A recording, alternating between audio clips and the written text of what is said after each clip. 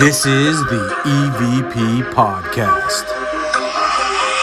All right, everybody. Welcome to another episode of the EVP Podcast. I am one of your hosts, Beaker. Ghosty over here. And that's it. Yeah, just us. Just us, the cool ones. All that matter. Yep, the fun ones. Funyuns. Funyuns. Funyuns are delicious. I'm too full to think about food. We just had pizza. It was delicious. 313, if you're in the area, that's the place to go. Yeah, if you're in Detroit. Detroit. No, what was the name of the pizza place? You know, it's Via 313, but Via no, 313. it's Detroit style pizza. Oh, yeah, it's delicious. 313 is the Detroit's area code. Oh, I wouldn't know that. I don't travel. Yeah. Except for today. Oh, we want to thank Mark for being on last week. Oh, yeah, thanks, buddy. Mark, thank you so much for coming on and sharing your stories with us. It was a blast having you on. Yep. And I know you enjoyed it as well because you said so. Another successful, scared, and fascinated. Yeah, that was Scared and Fascinated. That's a new series. Anytime we have a guest on that's never been on before, it's going to be our Scared and Fascinated series. I love it. Just so you know. That was Ghosty's idea.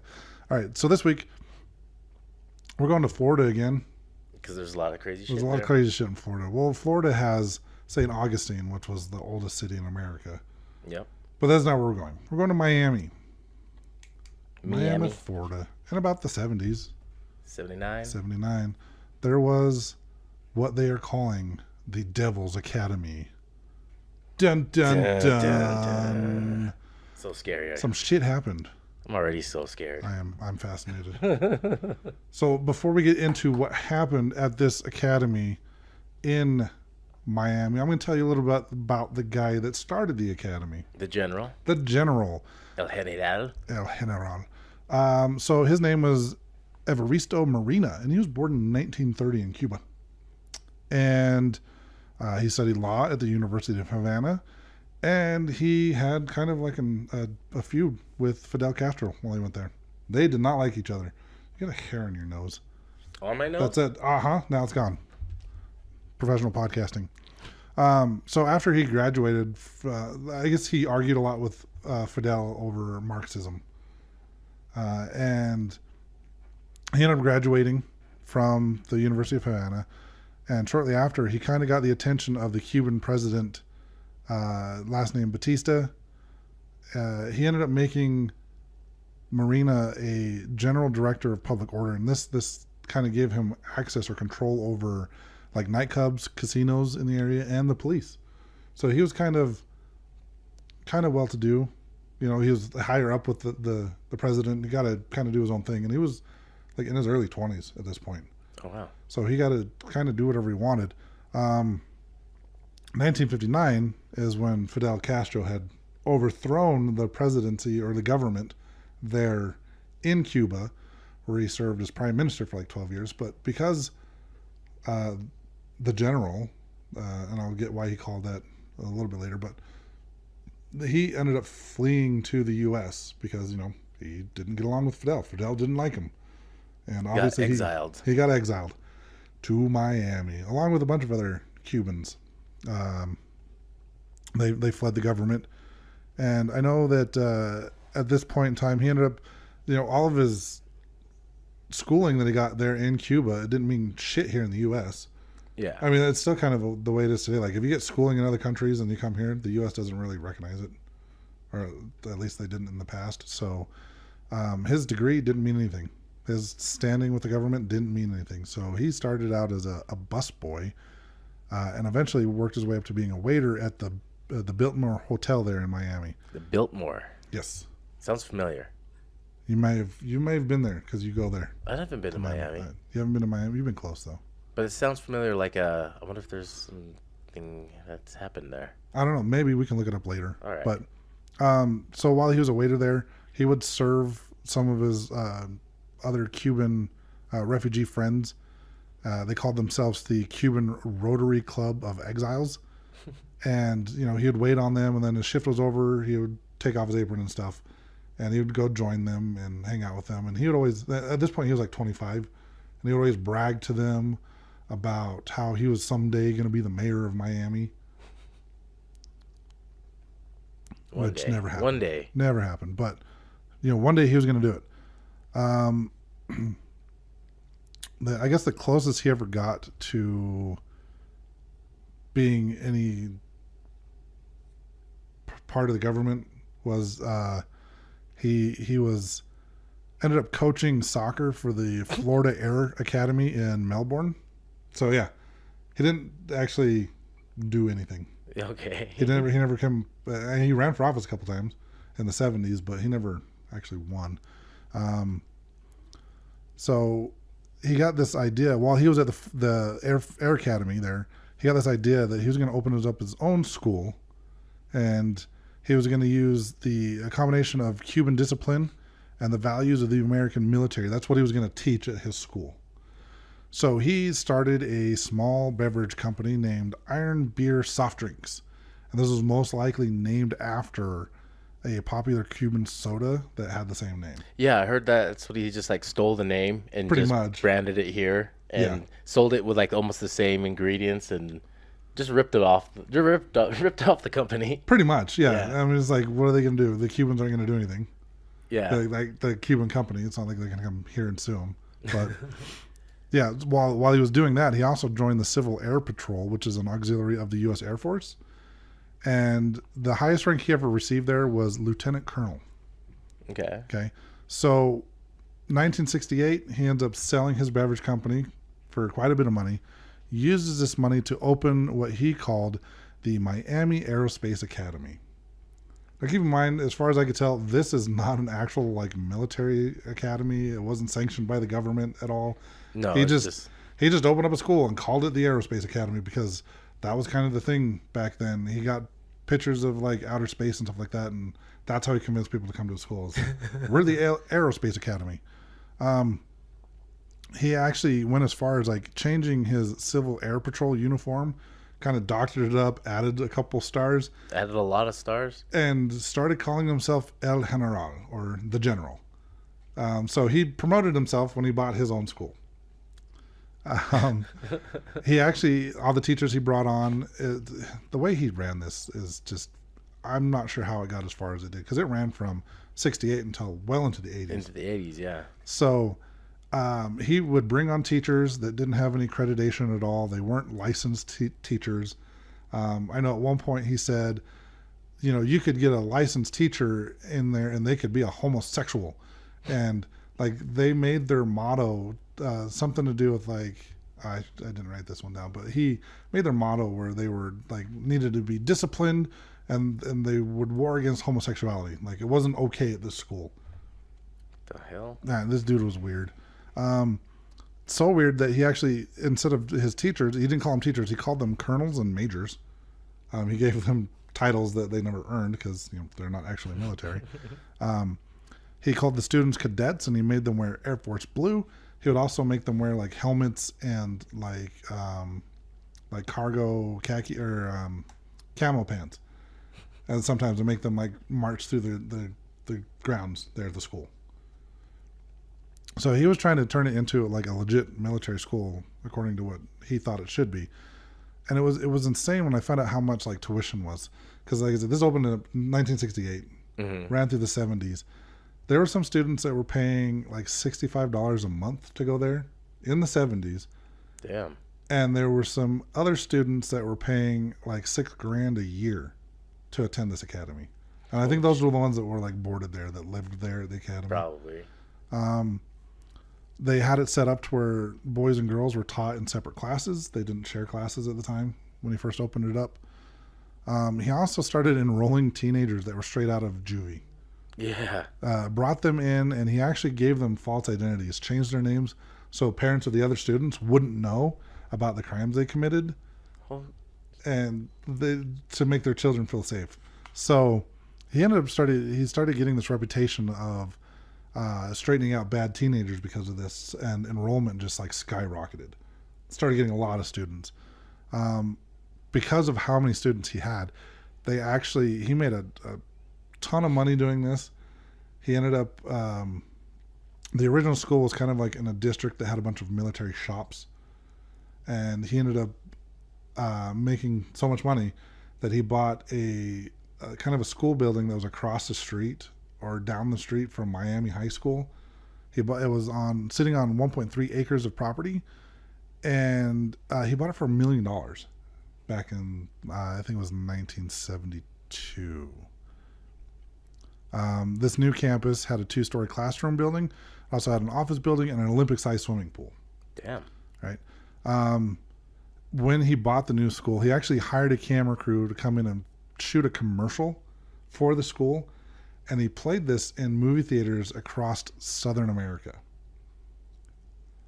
He was basically trying to get the wealthy people that lived in those countries to get their kids. Yeah, this dude was money hungry and power hungry. Like, he wanted to be in control of things. He wanted money. Obviously, that's why he was running for government as well. So when he actually started playing these ads, some of the wealthy families in those southern countries were actually flying their kids up here to the U.S. to board them at the academy. Damn. And I think by 1971, so in like 3 short years, he had over 1,000 students enrolled in his school. Wow. And he did K through 12. So it wasn't just like high school, it wasn't middle school, it was all the grades. So, I mean, that's 1,000 kids over 12 grades. In 1972, he actually used the funds he got from the school to run for city commission, and he ended up losing. And also in 1972, he obtained a U.S. Air Force F-84 fighter jet. What? Yeah. And this dude, this is how kind of whack this guy is. When he brought it to the school, he brought it in the middle of the day, like on a busy day. The jet was too big to go down the street that he was bringing it down. It was like hitting palm trees and like breaking the trees and shit. Yeah. Get to the school, and he put it up above the main entrance to where everybody could see it. And it was just kind of one of those things he did so it would like kind of lure boys in, like, this is a cool school, I want to go here. That sounds creepy, lure boys in. Yeah, dude. I mean, it was more like kids that were wanting to join the military. That was one of the ways he got them to come to his school. In 1973, just a year later, he filed for bankruptcy. The school did anyways. The school filed for bankruptcy, although it kept running for like another 15 years after. So they didn't shut it down. When he did file for bankruptcy, to try to entice more students to enroll at his school, he started offering classes like military science, fencing, and judo. Military science? That's what it said. Yeah, I don't know exactly what military science is. Maybe someone else knows and they can tell us, but yeah, they started offering military science, judo, and fencing. It got to the point where he was so into discipline that he brought on this dude. I don't know if he was a major or what his role was. I think they called him Major McKinley. Mm-hmm. And this dude was like way into disciplining the students. It was the ass whooping. Pretty much. He had this big cricket paddle that they drilled holes in. And wind resistance. Yeah, wind resistance. All the people in the documentary. So I found this on it's another one of those shock docs on Discovery Plus. They talked about this. A lot of the students said it was because it would whistle. No, it's wind resistance. You drill those holes in that thing. There's no wind resistance. It makes it so you could swing harder and faster. And he had this cricket paddle named Big Ben. They were like I guess they were very strict. Like, they don't like the students talking when they weren't supposed to. Like, they had all these rules that they had to follow, and if they didn't, they would basically get pulled into the office, and McKinley would whoop their ass with this cricket paddle. And depending on how severe your demerit was, it would be 1 to 3 paddles. And I mean, he would hit hard. Like, you heard people crying apparently when they did this. Like, they ruled this school with fear because they were afraid they were going to get abused. So you might be wondering what this has to do with what's going on. So right here with this abuse, we're starting to instill fear and bring some of those negative energies or negative emotions into the school. That's how it starts. That's how it starts, is abuse. I mean, look at a lot of serial killers. Ass whoopings. Yep. So apparently one of the things that they claim the general did is practice Santeria. They said he would show up to school wearing white clothes.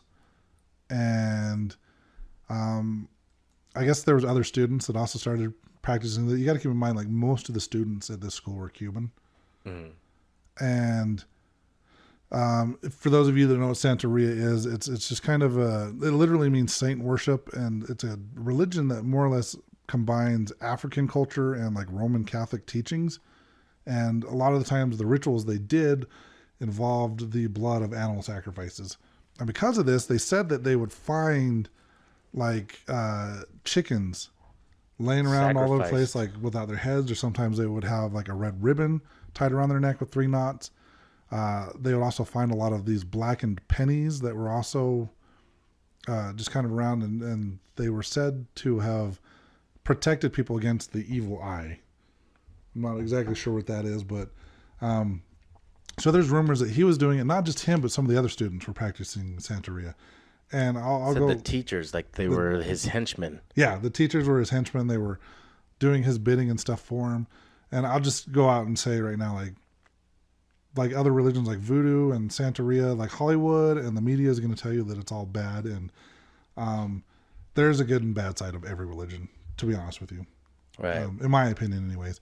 So just because you hear that they're practicing something doesn't mean in their eyes they could be doing something good. They could be doing something bad. You don't know. That's for us. We don't practice Santeria, and we don't got no crystal ball. He had $1 million and he spent it all. He sure did. I was hoping that was going to work its way in there. Don't worry, I got you. I got you. So, apparently, what these kids did to kind of combat this abuse, to get their minds off of things, they started practicing the occult. Dun dun dun. Dun, dun, dun. The occult's evil. Don't do it. That's part 2. That's how part 2 happens. Yeah. First is whooping ass. The next is the occult. The occult. So these kids got really into like tarot cards and spirit boards. And I love on this documentary where you get the Catholic priest in there and the quote unquote expert demonologist. Yeah. Talking about how bad tarot cards is. It's a form of spirit communication. Well, yeah, it is. So is like what we do with our millimeters and K2s and spirit boxes and all the equipment we use on a ghost hunt. It's all spirit communication. But you got to keep in mind, this is the 70s. This is when there was the Warrens were just getting known. The Warrens were getting known. There was a lot of stuff going on there. You also had the Devil's Everywhere. The Exorcist movie. Exorcist came out in 1973. So everyone's all still hyped up on that juice. The devil is everywhere. So like Ouija boards are bad. And I guess they said something like in the mid 70s, there was something like 700 cases of possession a month that the hospitals were treating. Mm-hmm. I guarantee you they weren't actual possessions, but just everyone assumed that the devil was just everywhere. And he didn't go down to Georgia this time. He went to Miami. Crack was hitting the streets around this time. So they got, apparently the teachers were teaching the kids how to use tarot cards and how to use the spirit boards, conducting seances in their class, practicing hypnotism, stuff like that. So you've got all of this going on in the school. And I've said it before where I feel like spirit boards and tarot cards are just a form of spirit communication. The problem is you don't always know what you're doing or who you're talking to. Tarot cards, I've never looked at those as bad. I've just kind of didn't think they've actually worked until I've had a real tarot reading. Right. And it's crazy how that thing works sometimes. But spirit boards, you're allowing spirits to manipulate your body, not just the planchette, in my opinion anyways. I could be wrong. But so you've got all this stuff going on. The abuse, all the quote unquote occult stuff that's bringing in all this bad energy apparently. And I guess to top it all off, so on October 24th, 1979, some of the students had this big house party. And I know there was a couple of the kids that were like arguing over one of the guys' girlfriends. I think one of the dudes had like slept with some guy's girlfriend. And there was an argument that broke out about that. At the same time, there's drinking and drugs going on. I don't know if there's drugs. There was drinking going on. And there was also some girls in the bathroom playing Bloody Mary. Another scary thing to do. Yeah. We all played that. Yeah, we did. Some of us in like second grade in school. At school on a rainy day when there's nothing else to do. Yeah, go to the bathroom, turn the lights off. Yep.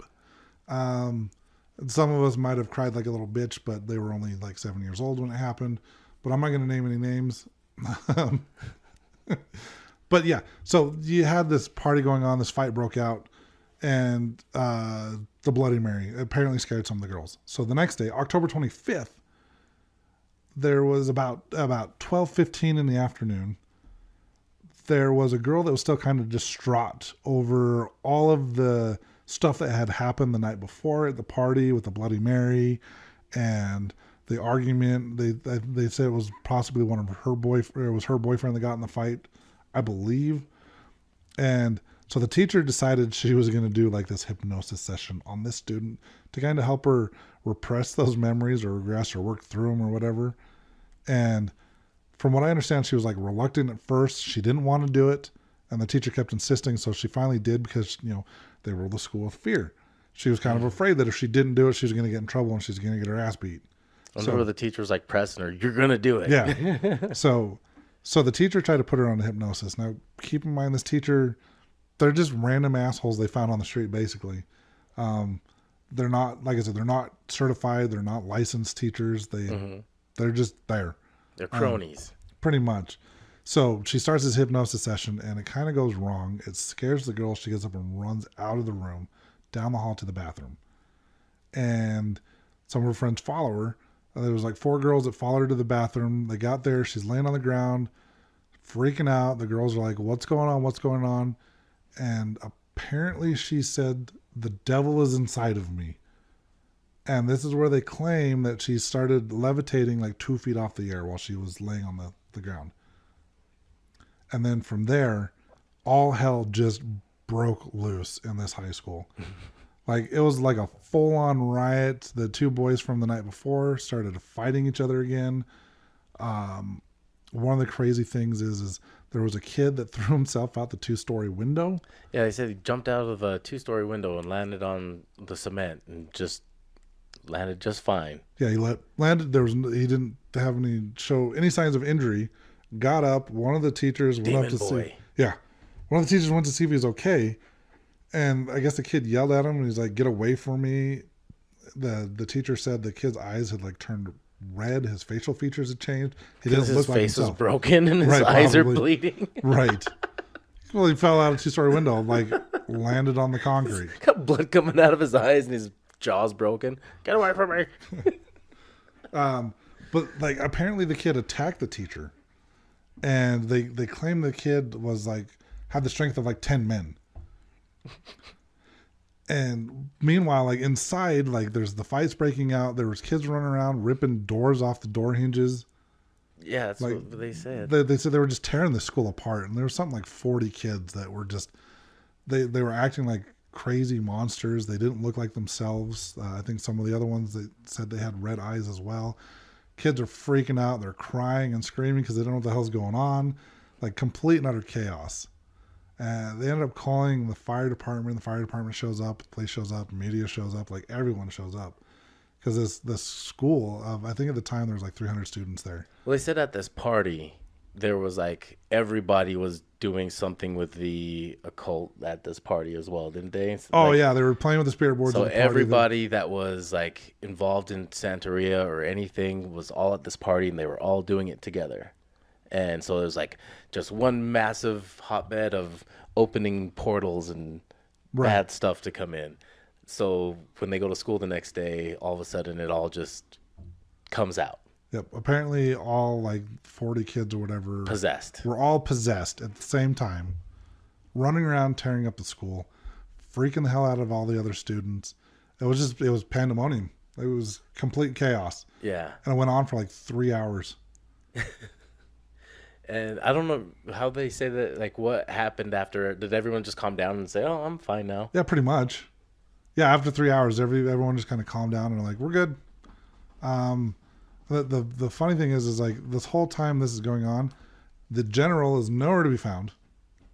I think he had actually taken off a week before because he was running for Miami mayor office, I believe, at the time. And so he had left his brother in charge of the school. Oh. And after everything went down, like this dude was so committed. He's like, there's nothing paranormal that happened here.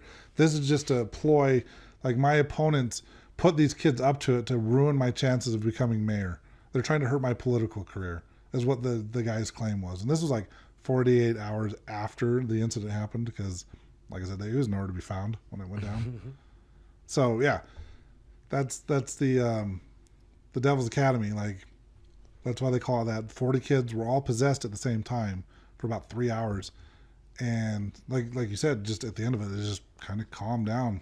So there's some speculation that at this party that they all just kind of got together and came up with this plan to just, I don't know, cause a riot, cause a scene, instead of, make it look like they were possessed.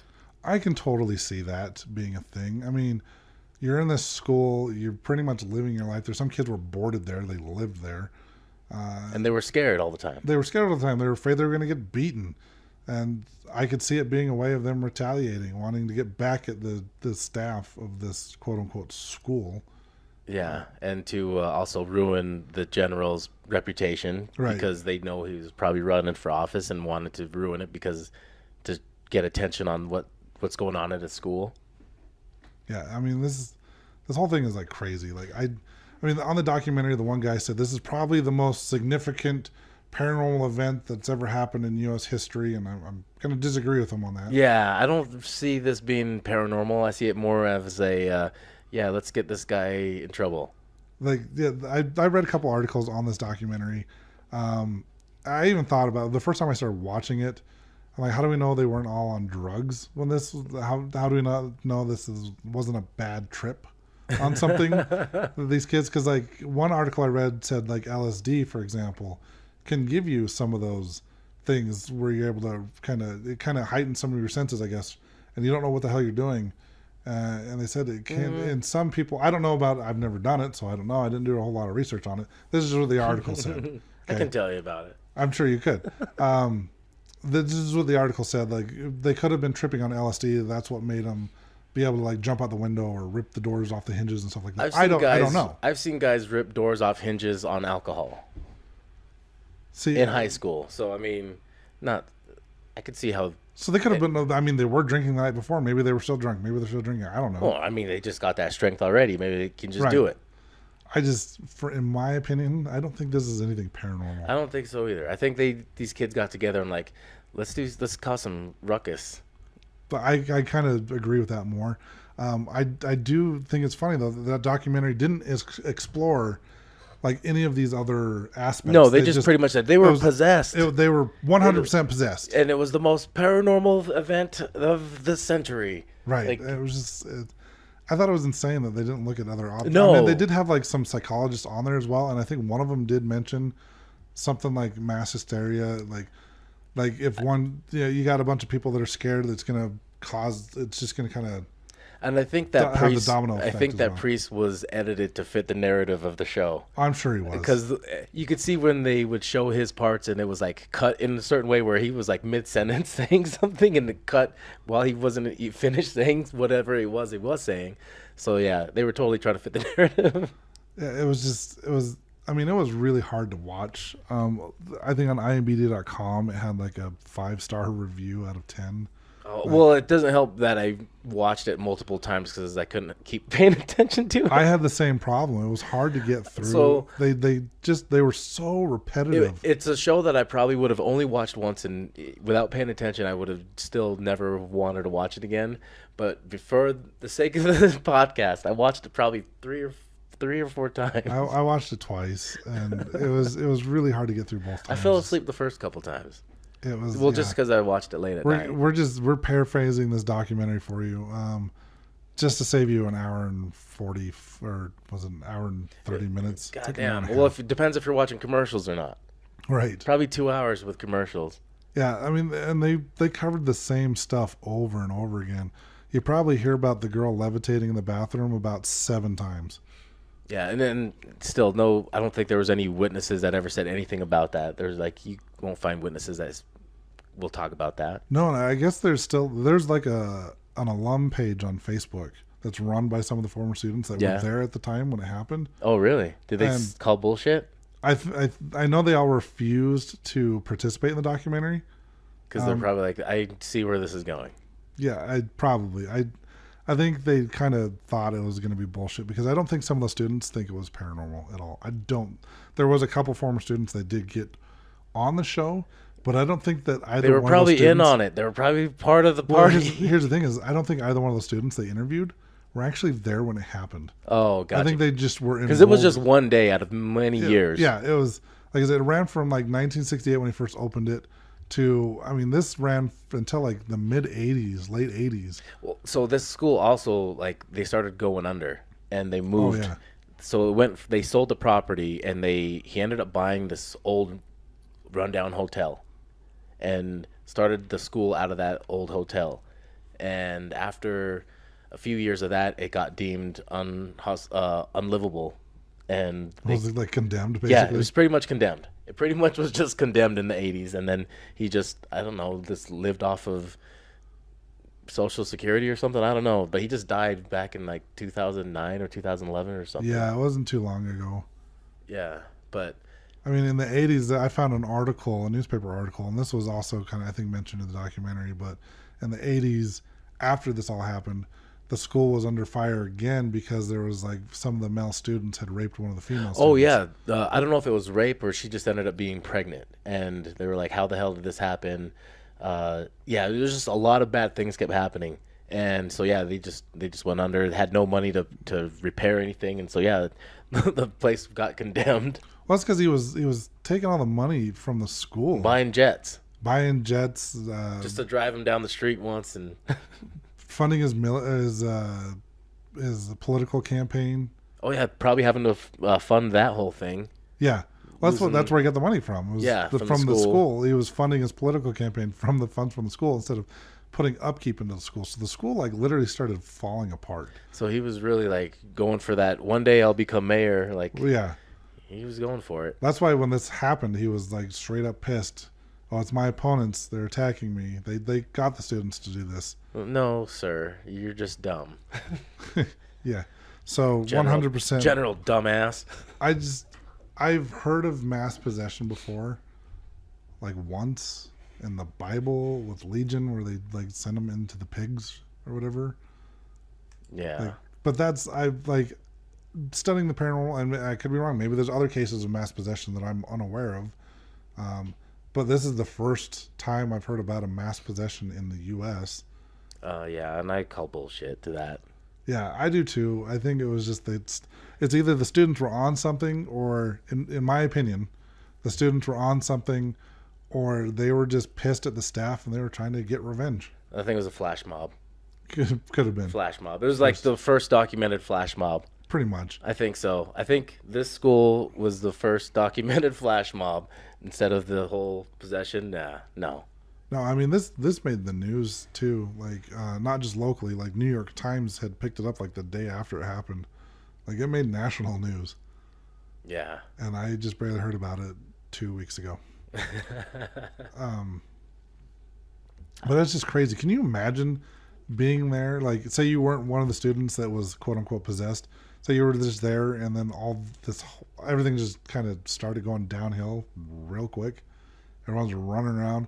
Like, what would you think if you saw like multiple people just running around pulling doors off the hinges? I'd be like, this is insane. Like, apparently you've seen it once before. Yeah, I've been there. That's what I was like, this is insane. Just tearing apart the school. Like, can you imagine? That'd be, Because yeah. we went to the same high school. Like, I don't know what I would have done if our school broke out like that and people were just, I mean, there was people that were seriously injured and taken to the hospital because of this. I can't imagine what it would have been like. I think the worst we ever had was, you remember when our school cop stabbed himself because he was addicted to painkillers? I heard about that happened the year before It was my me. senior year. It was your senior year? Yeah. Oh, shit. Yeah, it was my senior year, so it would have been your junior year. Oh, shit. That was the craziest thing that ever happened at our school while I was there. Huh. That, and there was the whole the whole lockdown. Oh, that was the same thing because the guy blamed it on two students he didn't like. So they literally like locked the place down. They searched every single car and every school bus before we could leave the property. That's like the craziest thing that's ever happened when I don't was at remember school. that. You were probably high somewhere. I Out probably in the field. was. Um, I don't doubt that. Yeah, I was no, that probably was- skipping class. That was my senior year. I remember my photography teacher was all excited. He's like, "Our school is now ghetto." You remember Coach Bowers? Yeah. Yeah, that's who it was. And then he was pissed when he found out the school had stabbed himself because he was addicted to painkillers. He's like, "We're no longer ghetto." Yeah, I couldn't. I don't know what I would have done. Being 16, 17. Well, I mean, nowadays everyone would just pull out their phones and record it. Pretty much. Because that's the only thing I think I would do now. I'd be like, oh shit, World Star. I'm gonna die. Film. I don't know. That's the important thing. You got to pull that camera. You got to start recording. You got to document everything. I mean, other than that, you could have pulled out your pen and start writing everything down, scribing it all. All right, 11:10 a.m. Johnny ripped the door off and is now punching General or whoever the. Where's our stenographer to keep track of everything that's going on? Yeah, stenographer. Well, that's pretty much it for the Academy. Pretty much, yeah. It's kind of a short episode. I know Bullshit Academy. Yeah, the Bullshit Devil's Academy. Not paranormal in my opinion. Not paranormal in my opinion. All right. So, we're not too bad on time. We've had shorter episodes. Yeah, we have. We're still good. But we thank you for listening to our episodes. Follow us on social media on evp.pod at Instagram and Facebook. If you have a story you'd like to share with us, email us at evp.pod@gmail.com. You can also check out our affiliate link on our link tree to Ghost Stop. That's where we buy all of our ghost hunting gear. And there's also a link to donate to our PayPal if you want to support us further in that way so we can get some ghost yachts, bigger ghost yachts, or get into other venues so we can talk about some of our investigations. Yeah, faux show. Well, thanks for listening, y'all. Ghosty don't play that. Peace out, butterflies. This is the EVP Podcast.